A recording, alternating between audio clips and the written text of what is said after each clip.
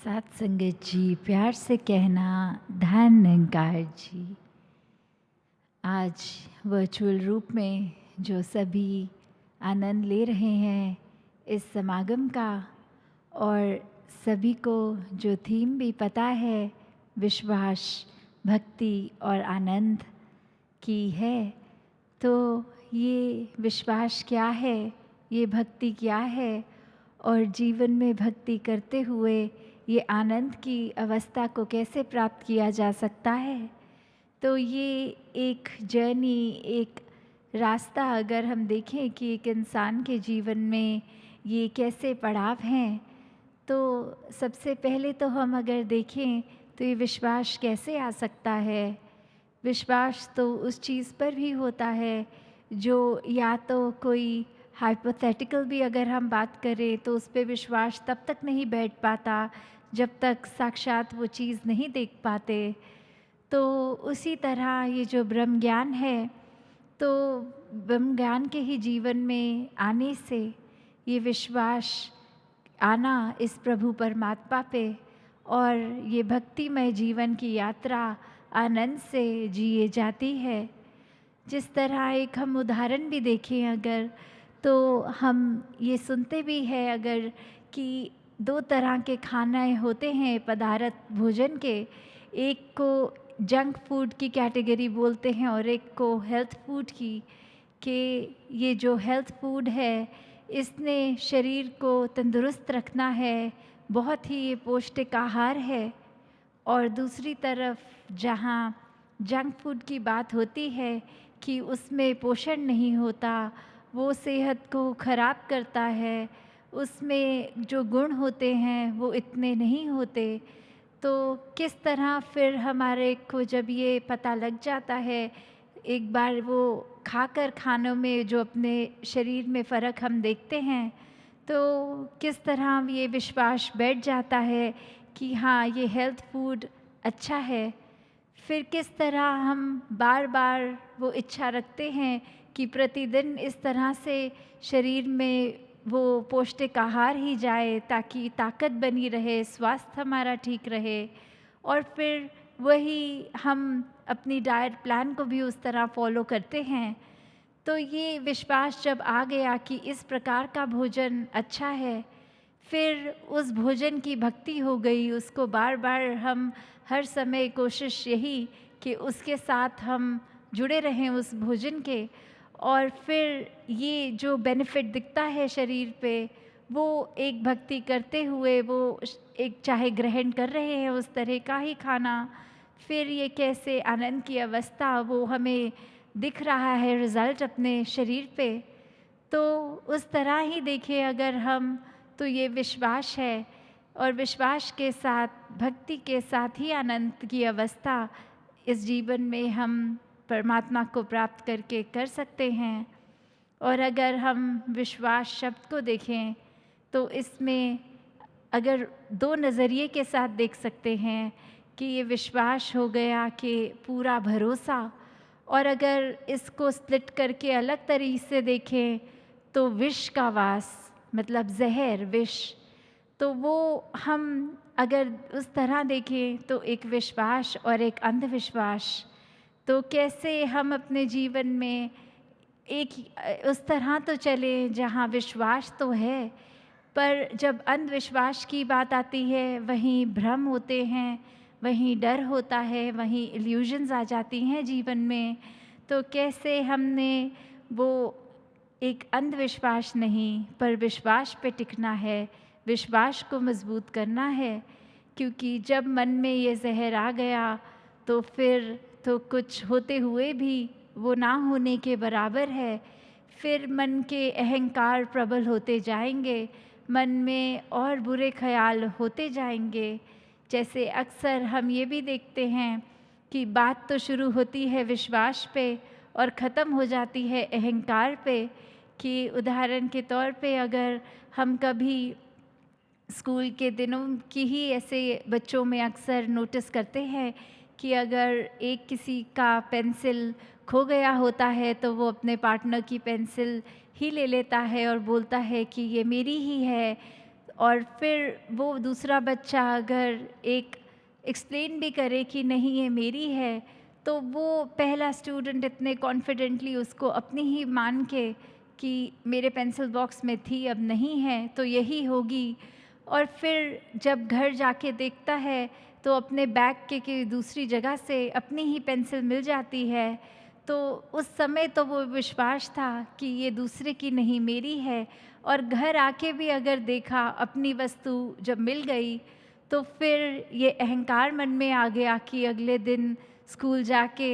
किस तरह वो माफ़ी तो मांगी नहीं जाएगी। वो अहंकार ने इतना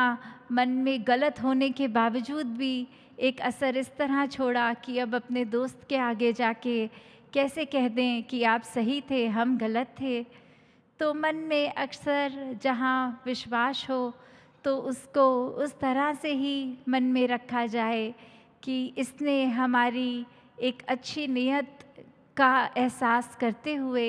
एक इंटेंशन जो साफ, एक प्योर हार्ट, उसके साथ परमात्मा पे जहाँ ये यकीन करना है, ये फेथ होना है, विश्वास होना है, वहीं ये पूरे ब्रह्मांड की हर चीज़ ये विश्वास पे ही टिकी है।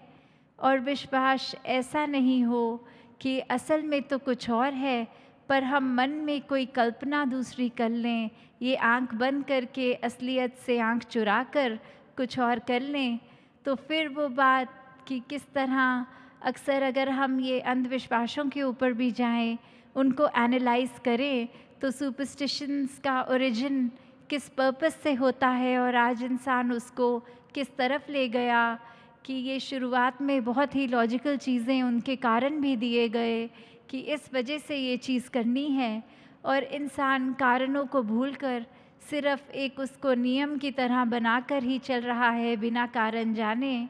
और ऐसे ही हमारे जीवन में भी फिर बहुत वो पड़ाव आते हैं जहाँ किसी चीज़ का करने का उद्देश्य पता नहीं, उसको करने चलते हैं, मन में विश्वास भी रखते हैं, और कब वो विश्वास फिर एक नेगेटिव तरह से हमारे ऊपर ही हावी हो जाता है। तो विश्वास जब आए इस परमात्मा पे तो भक्ति है। तो ये भक्ति भी अब क्या है, भक्ति कुछ ऐसी नहीं करनी कि पूरे ही आसपास के वातावरण, व्यक्ति या किसी और चीज़ से अपने आप को काट लेना है, कहीं अपने आप को कमरे में बंद करके अपने नेचर को सही करना है, अपनी लगन को पक्का करना है। ऐसी भक्ति अगर करेंगे तो वो तो कुछ समय तक ही हो पाएगी, पर भक्ति तो वो होनी चाहिए जो हर श्वास में होती है। और हर श्वास में भक्ति अगर है तो हमें अपनी लाइफ की एक्चुअल सिचुएशंस से भागना नहीं है, वो तो जिस प्रकार की हैं उसमें रहते हुए भक्ति करनी है। और जब ये करना आ जाता है तो आनंद भी इस जीवन में साथ ही उतर जाता है। फिर वो वेट नहीं करनी पड़ती कि भक्ति की हम सीढ़ी चढ़ रहे हैं और उसके बाद एज अ रिज़ल्ट आनंद आएगा। नहीं, वो भक्ति करते हुए, वो हर पल सांस लेते हुए, वो आनंदित होकर ही वो हर सांस का एहसास इस परमात्मा से जुड़ के होगा। तो हमें कैसे अगर देखें भी कि एक विश्वास की बात जब आती है, अक्सर इंसानों में भी देखा जाए तो वो ओत-प्रोत मामला होता है, सिर्फ़ एक तरफ से है विश्वास और दूसरी तरफ से नहीं। तो उससे भी एक ये पता लग जाता है कि अगर हम एग्ज़ाम्पल देखें कि एक क्लास चल रही है, उस क्लास में टीचर हर स्टूडेंट को एक ही सबक एक जैसी एक्सप्लेनेशन के साथ समझाते हुए, फिर भी जब कुछ समय बीतता है तो एक टेस्ट का टाइम आता है। और वो टेस्ट क्यों? वो टेस्ट इसी का प्रमाण, विश्वास का, कि जितनी शिद्दत से वो टीचर ने स्टूडेंट्स को पढ़ाया, क्या उसी तरह वो स्टूडेंट्स भी परीक्षा में पास हो रहे हैं? वो टीचर के ऊपर, जो टीचर ने स्टूडेंट्स पे विश्वास किया, वही सबक को एक सच्चाई मान के क्या स्टूडेंट्स भी वो रेसिप्रोकेट कर रहे हैं? और अगर इसको दूसरे नज़रिए से भी देखे जाएं तो शायद टीचर्स को पहले ही पता होता है कि कौन सा स्टूडेंट अच्छी तरह परफॉर्म करेगा और कौन नहीं करेगा। तो वहाँ बात ये विश्वास ना होने की भी आती है कि अगर विश्वास पता है एक किसी बालक पे नहीं है, तो वो क्यों नहीं है? क्योंकि टीचर को हमेशा पता है वो क्लास में अटेंटिव नहीं है, वो अपनी असाइनमेंट्स ठीक समय पे सबमिट नहीं कर रहे, वो रुचि एक पढ़ाई की तरफ है ही नहीं। तो उससे एक एंटिसिपेशन एक टीचर की भी बन जाती है कि चाहे अपनी तरफ से तो एक जैसा एक समान ही हर एक को सबक दिया, पर कैसे हर एक ने उसको परसीव अपनी अपनी सहूलत से, अपनी अपनी इंटेंशन से, अपने एक क्षमता के अनुसार करा है। तो उसी प्रकार अगर हम ये देखें कि ये परमात्मा तो हमें इतना हर पल दयाल होके सब कुछ देता जा रहा है, हर पल में इतनी रहमतें हैं, तो हम उसको किस तरह वो रहमतों को अपने अंदर सोख कर रहे हैं, अपने अंदर वो बसने दे रहे हैं। दासी ने एक जगह कहीं पढ़ा कि एक कोट की तरह लिखा हुआ था कि एक भक्त की अरदास होती है शुक्राना और तुम्हारी शिकायत। कि अगर हम एक भक्त को देखें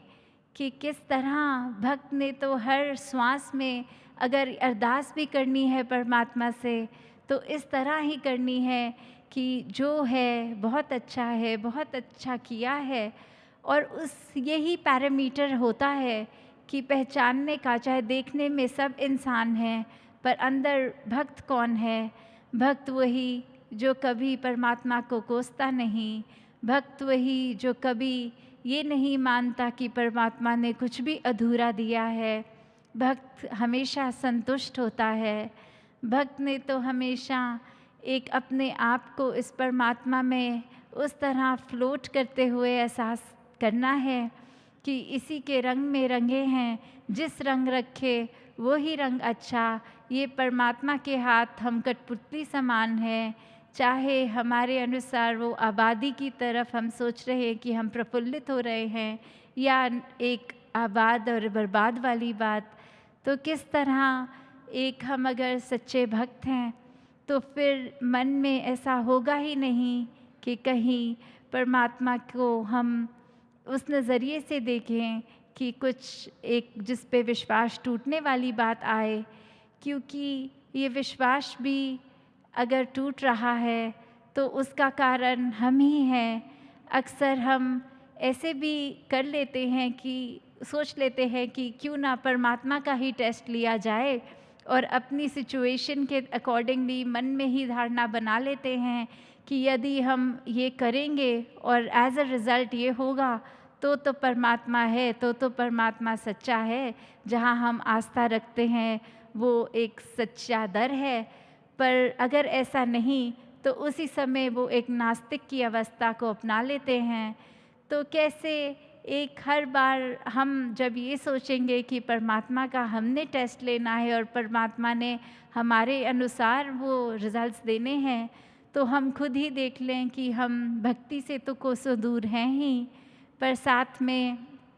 किस तरह हम अपने ऊपर भी वो विश्वास अभी नहीं कर पा रहे। हम एक ब्रॉडर पर्सपेक्टिव देख ही नहीं पा रहे। हम अपने छोटे वो तंग दिल्ली में ही फंसे हुए हैं। तो आनंद की अवस्था से तो हम अभी बहुत ही दूर हैं। मन में हमारे कुछ भी हो, अगर हम एक उसकी बात करते हैं कि कोई खाली जगह जब हम देखें और एक भरपूर जगह कि जीवन में हमारे अंदर कितनी अच्छाइयाँ या एक सामने वाले की कितनी ही ज़्यादा अच्छाइयाँ दिख रही हैं, पर अपने जीवन में एक चीज़ की इच्छा जो हम रख रहे हैं और वो ही चीज़ अगर नहीं है तो हमारा नज़रिया उस पे नहीं जाता कि क्या क्या है हमारे पास, पर उस पे जाता है कि क्या नहीं है। और फिर हम उसको एक माइक्रोस्कोप लेंस जो बोलते हैं कि इतने बारीकी से देखने लग जाते हैं कि जो कुछ है उसको नज़रअंदाज कर देते हैं, जो नहीं है फिर नज़दीक से तो हर चीज़ में कमी दिख ही जाती है। फिर एक पूर्णता तो हमें दिखेगी नहीं, हमें अपने जीवन में लगेगा ही नहीं कि एक ये चीज़ ना होने की वजह से पूरा जीवन ही खराब लगता है। तो जहाँ अपनी हर वस्तु को जो दातार ने ये एक रहमत की तरह झोली में डाली है, अगर कुछ नहीं है तो उस पे ध्यान ना दें, क्योंकि अगर ध्यान देना ही है, एक बारीकी से कुछ टटोलना ही है, तो वो अपने अंदर अपने मन को बारीकी से देखा जाए कि किस तरह मन का तो इस दातार ने नेचर ऐसा बनाया था कि हम अपने अंदर झांकें। मन इसलिए कि जो फील कर रहे हैं खुद अपने आप को कैसे ठीक करें, एक अपने मन से जो एहसास कर रहे हैं वो हमें अंदर से कितना मज़बूत, कितना स्ट्रॉन्ग और कितना मुश्किल घड़ियों में भी किस तरह उसको हम पॉजिटिव रख सकें। पर मन ने कहीं ये माया के चक्कर में अपना नेचर ऐसा बना लिया है कि उसको बाहर की ओर देखने लग गए हैं हम औरों की तरफ, हम कमियों की तरफ। तो जहाँ मन का काम अंतर का एक अपना हमें दृष्टिकोण, एक नज़रिया, हमारे अंदर क्या चल रहा है वो इंट्रोस्पेक्शन, उसके लिए काम आना था, पर वो हम दूसरों के लिए नफ़रत, निंदा और ऐसे अनेकों एक खराब सोच लेकर मन में उससे हर दिन जब उपयोग कर रहे हैं मन का, तो फिर वो एक नेगेटिविटी की ओर, एक चंचलता, एक हर तरह का हम उसमें एक दोष डालते जा रहे हैं। तो कैसे अपने मन को जब हम साफ़ रखते हैं, और मन साफ़ रखने का सबसे आसान तरीका ये भक्ति में तो सेवा है, सिमरन है, सत्संग है, कि जब इस निरंकार से जुड़ गए हैं तो फिर ये आनंद अपने आप जीवन में उतरता है। हर पल मन बहुत ही शांत, बहुत ही स्थिर, सहज भाव में, एक जो कहते हैं कांस्टेंट ब्लिस जो है, एक खुशी, उस तरह एक कभी भी वो एक्सट्रीम निराशा की फीलिंग नहीं होती। तो कैसे हमने हमेशा अपने जीवन में जहाँ हर पल कोशिश करनी है कि इस परमात्मा पे ये विश्वास हमारा पूरा रहे, वहीं साथ ही साथ कैसे भक्ति को किया जाए और वाकई ही भक्ति क्या होती है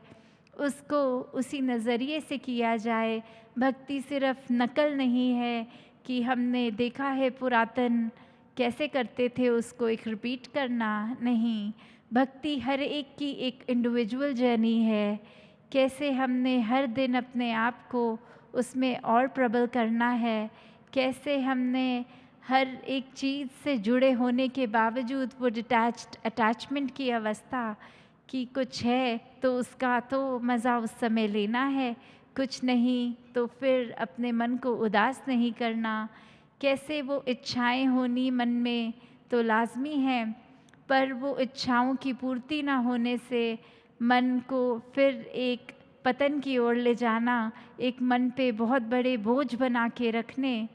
तो भक्ति तो फिर समर्पित होकर ही हो सकती है। जब इच्छाएं इतनी आ जाती हैं तो फिर भक्ति उस समय मजबूत नहीं रह पाती। अगर इच्छाएं पूरी ना हों तो भी अपने आप को हम एक पक्का कर लें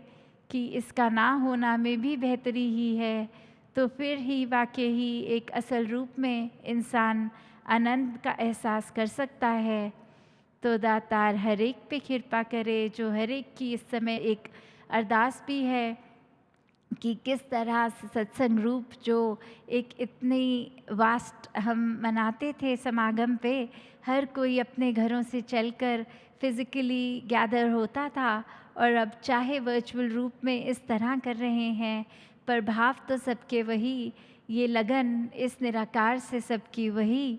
और आगे के लिए अरदास कि हर कोई संतों के साक्षात दर्शन करके एक दूसरे की चरण रज लेकर उस रूप में ही ये समागम का त्यौहार जो हर्षोल्लास का होता है, ये कैसे एक रूह का संबंध निरंकार से हर पल होता तो है, पर जब समागम पे सब आके इकट्ठे होते हैं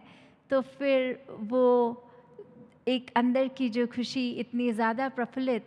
तो हर एक पे दातार यही कृपा करे, जहाँ हर कोई भक्ति भरा जीवन अपना एक स्ट्रॉन्ग करता जाए, वहीं फिर हर एक के लिए, संसार के लिए, सरबत का भला, वो एक अरदास कि ये ह्यूमैनिटी एक साथ आगे बढ़े, एक सेल्फिश होके अपने आप को तंग दायरे में ना रखें, अपने मन में हमेशा अच्छे ख्याल रखें, तो दातार हर एक पे कृपा करे। साथ संगत जी, प्यार से कहना, धन धन निरंकार निरंकार जी। जी।